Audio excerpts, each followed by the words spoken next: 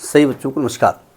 हम बात कर रहे हैं सिंगेज अलजेब्रा की, जिसका चैप्टर 14 प्रोबेबिलिटी 2 की हम बात कर रहे हैं, जिसके कंसेप्ट एप्लीकेशन एक्सरसाइज 14.1 की हम बात कर रहे हैं। तो देखते हैं उसका नेक्स्ट क्वेश्चन।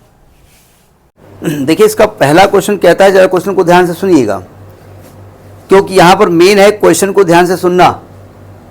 लिखा है 3 coins are tossed. If one of them shows tail, then find the probability that all 3 coins show tails. पहले कहा गया 3 कॉइन फेंके गए, तो पहले 3 कॉइन फेंके गए तो सैंपल स्पेस क्या होगा। तो देखो हमने बताया था, जब भी आप सैंपल स्पेस बनाए ना, या तो एक ट्री टाइप का बना लीजिए, गलती नहीं होनी चाहिएगा, ठीक है, क्योंकि अगर एक मिस हो गया ना कहीं पर या एक रिपीट हो गया तो सब कुछ गड़बड़ हो जाएगा। तो हम जानते हैं एक कॉइन में, पहले कॉइन में क्या होगा, हेड होगा या टेल होगा। दूसरे कॉइन में पहले के साथ हेड या टेल, दूसरे के साथ हेड या टेल, तीसरे में हेड या टेल, हेड या टेल, हेड या टेल, हेड या टेल, ठीक है। तो बनाओगे, कैसे बनाओगे, H H H, H H T, H T H, H T T, ऐसे होगा ना।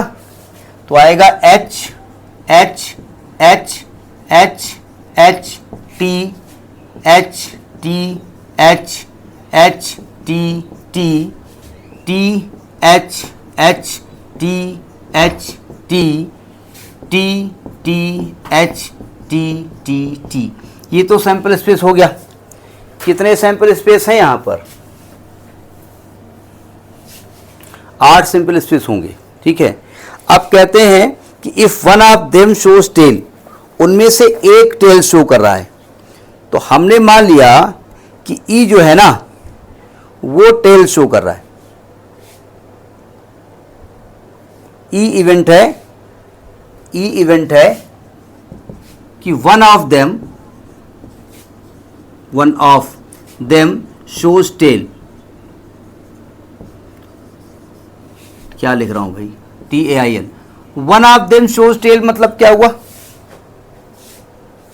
मतलब कोई एक में टेल हुआ वे, मतलब 2 में भी आ सकता है, 3 में भी आ सकता है। क्यों, तो अगर मैं कहूं कि केवल ये वाला केस नहीं होना चाहिए, तीनों में हेड ना वे, नहीं समझे, तो यानी कि आप एच एच एच को छोड़ के सब पूरे लिख डालो, कोई दिक्कत, मतलब आप ये लिखो, ये लिखो, ये लिखो, केवल ये वाली चीज यहां गायब कर दो।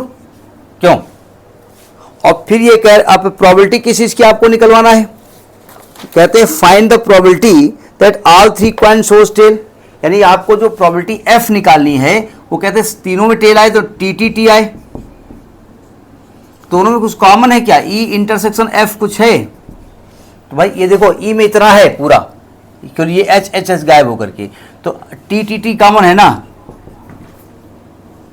आपको प्रोबेबिलिटी किसका निकालना है, प्रोबेबिलिटी निकालना है आपको, किसका निकालना है, तीनों टेल आए, जबकि कंडीशन है कि उसमें एक भी टेल आया है। नहीं समझ में ये बात, प्रोबेबिलिटी ऑफ एफ अपान ई निकालना है।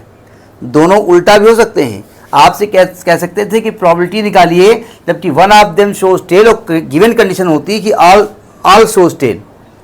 तो इसका फॉर्मूला क्या होता है, probability of F intersection E upon probability of E. Probability का फॉर्मूला क्या होता है, number of F intersection E upon number of sample space upon number of E upon number of sample space. वो एक अलग की बात है कि ये कैंसिल हो जाएगा क्योंकि सैंपल स्पेस सेम है। Number of F intersection E क्या है, एफ इंटरसेक्शन ई क्या है, 1 है ना, और नंबर ऑफ ई क्या है, 7 है। तो आपका आंसर 1/7 आएगा। समझ में आई बात, नहीं आई, इसी को कंडीशनल प्रोबेबिलिटी कहा जाता है ना, नोट करिए इसको।